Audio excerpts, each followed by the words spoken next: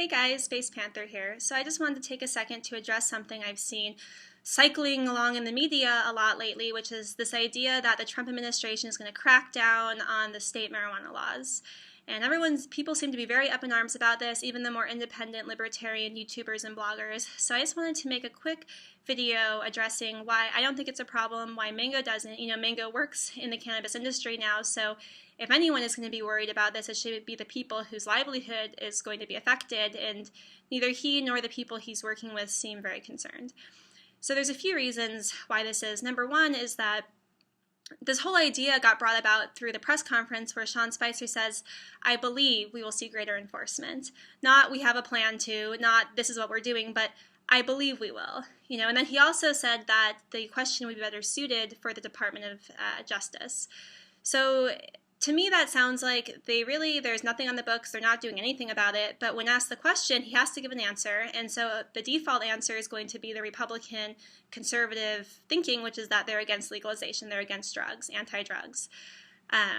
So as a default, of course, that's what he's going to say, but to me, listening to it, it sounded very clear that there wasn't any plan going. The Trump administration, really, they have so much happening right now. Their plate is so full. I don't see this as being a priority at all. And I think, if we've learned anything about Trump and his administration during these first few weeks, it's that Trump is a man of his word. He does what he says he's going to do.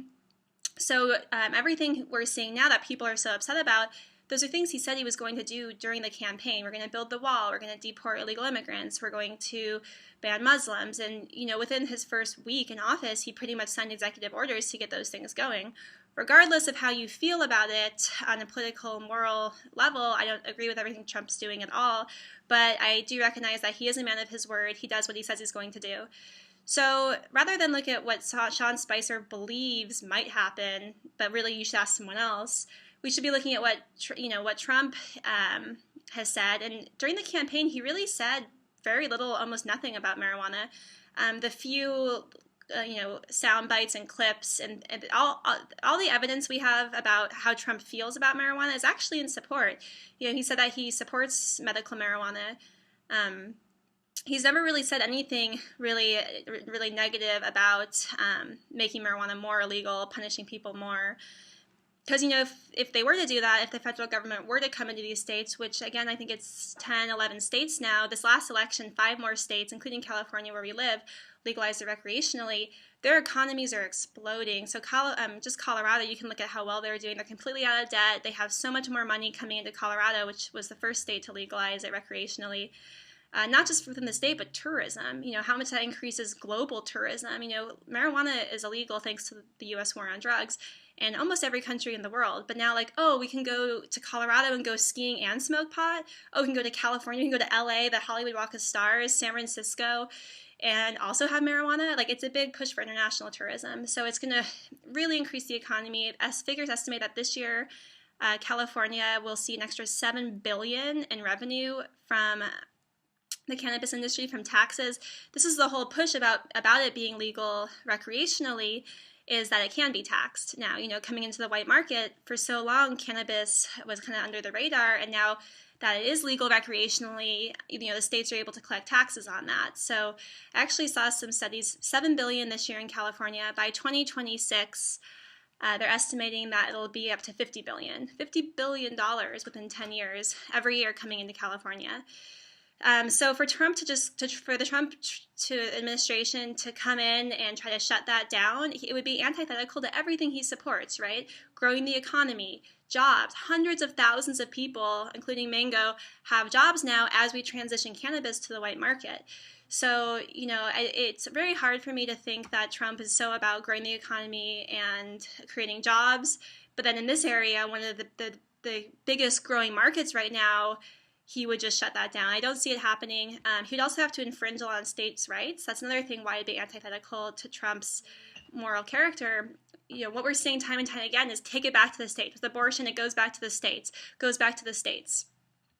So for him to say with all of these things, we value states' rights, but with cannabis, actually, we're not going to value it anymore. First of all, it would be illegal and this is why the states have been able to grow and sell cannabis recreationally, is under the Interstate Commerce Clause, as long as it stays within the state, the federal government can't regulate it.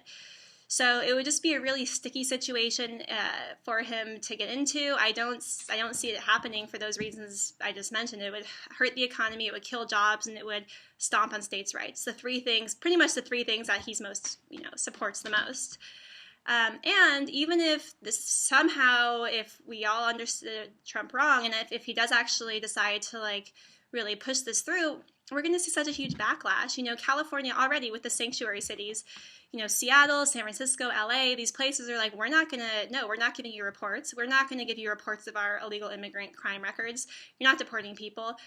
These cities and these states, especially California, is standing up so strongly to the Trump administration. They're just not doing it. And then the Trump administration says, well, we're not going to give you federal funding. Well, okay, now we have a $7 billion, soon to be a $50 billion industry within our state. We don't need your federal funds.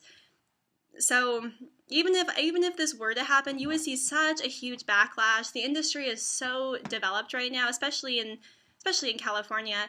It's not just these old kind of stoners. You have Philip Morris purchased 50,000 acres up in Humboldt County 15, 20 years ago, just anticipating this. Pall Mall has already made cannabis cigarettes that you can just buy at 7-Eleven next to the regular cigarettes. So it's not just again the little stoner who's trying to make his way in the world. You have these huge mega corporations that are very invested, and so you're going to see a lot of corporate backlash, not just citizen backlash against Trump and state backlash, but corporate backlash. And Trump's a businessman. I can't see him doing anything that would really hurt business, especially something as harmless as cannabis. So I don't think we need to be worried. I hope this sheds some light onto why. Again, if anyone should be worried, it should be the people in the industry, and no one really seems to be. So, and we'll see, if we're wrong, again, we'll resist. And so you don't need to worry. Your pot's not going anywhere. And who knows, Trump always says he's a president for the people. He says that again and again. He's a president for the American people. So maybe what we'll see is federal legalization. I know, pipe dreams, but you never know. So anyway, that's all. Thank you so much for watching. Please subscribe if you haven't, and if you like this video, like this video.